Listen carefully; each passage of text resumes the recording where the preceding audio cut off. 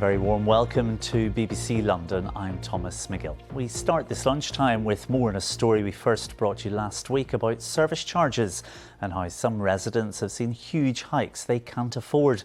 Now, some of those residents have told us they are refusing to pay their bills until the hikes have been explained and have described the increases as unjustified. Our Work and Money's correspondent Tara Welsh reports. THCH, how long have I been complaining about this? The leaks going into my house. Look, dripping water. See? Dripping water. Gaz says his building has been plagued by leaks for years.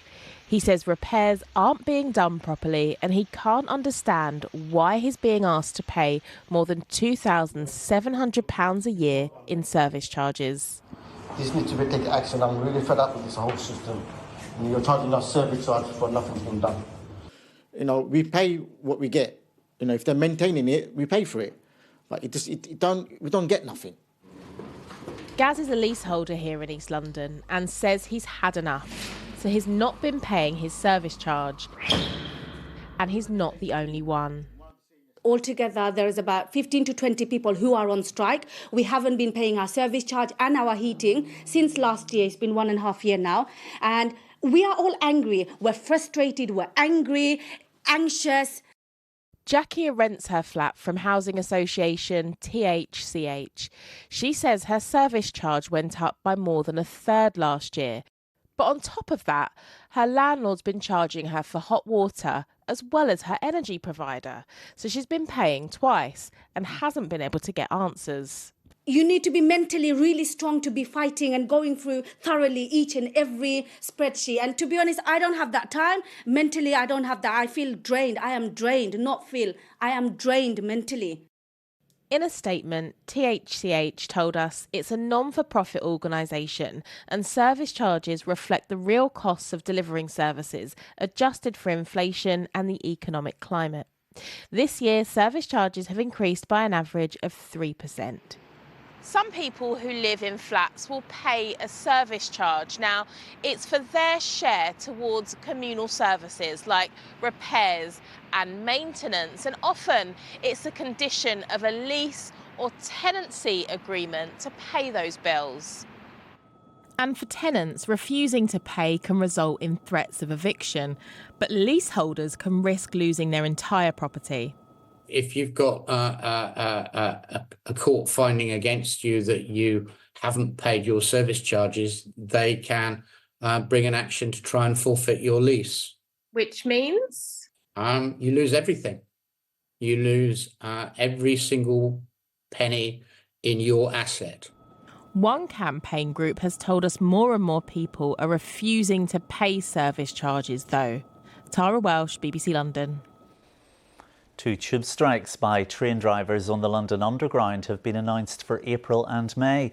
Members of the union ASLEF will walk out as part of their long-running dispute over terms and working conditions. The first will take place on Monday, the 8th of April, and the second on Saturday, the 4th of May. Meanwhile, engineers working on the tram network in South London will walk out next week over pay, saying they want to be treated the same as London Underground staff. The Unite Union says engineers on the tube are paid up to £10,000 more than those working on the trams. TfL has urged the union to work with them to find a solution. Air quality around planned new schools in London is alarmingly poor, according to a study by researchers at the Evelina Children's Hospital and King's College. Nearly 9 in 10 new school sites exceeded World Health Organization targets on air pollution, with some of the worst locations in cities, including London. A mural by the street artist Banksy that appeared on a wall in Finsbury Park at the weekend has been vandalised overnight. White paint appears to have been thrown over the mural on Hornsey Road. From North London, here's Aisha Baksh. Well, the mural certainly caused quite a stir here along the Hornsey Road, and I think the residents of Christie Court must feel a little bit under siege. Overnight, white paint has appeared on the Banksy mural, and the council have now put protective wire around the wall.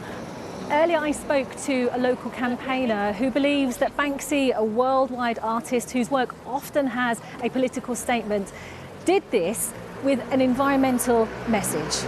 We've got, like crowds and crowds of people here excited with their cameras, with their phones for their Instagram moment, but they're kind of missing the fact that what Banksy is actually, what I think is actually like pointing to is the fact that our urban trees are being brutalised, like this one. This is a cherry tree. It's about 50 years old and it's been cut back really, really, really brutally. And cherry trees do not respond well to this kind of pollarding. And there's no reason why really it's quite a healthy tree. It may have, the council's saying it may have some disease, but a professor of botany came down who I know and advised and said the tree is a healthy specimen. But obviously it should be in blossom. It should be in full blossom. It's March. Cherry trees, that's what they live for. That's their raison d'etre. The blossom provides food for birds, for insects. It's canopy, so it cools down the area. There's absolutely no reason why this tree should not be in full blossom or part blossom at the moment. Well, local Islington Council yesterday said that they love trees. They have planted nearly 900 in the past year. And they've claimed that the cherry tree near the artwork has decay and is in declining health. And they say that they've pruned the tree for safety in an effort to prolong its lifespan. Now, like many of us at this time of year, the London Eye is getting a bit of a spring clean. It takes place every 3 years or so and involves the entire structure getting a new coat of paint to help freshen it up. Well, is it going to take a battering from the weather in the coming days? Kate will tell us with a full weather forecast. Good afternoon. It was a grey, cloudy, misty start first thing this morning and damp too. We had spells of rain, but they have been lifting.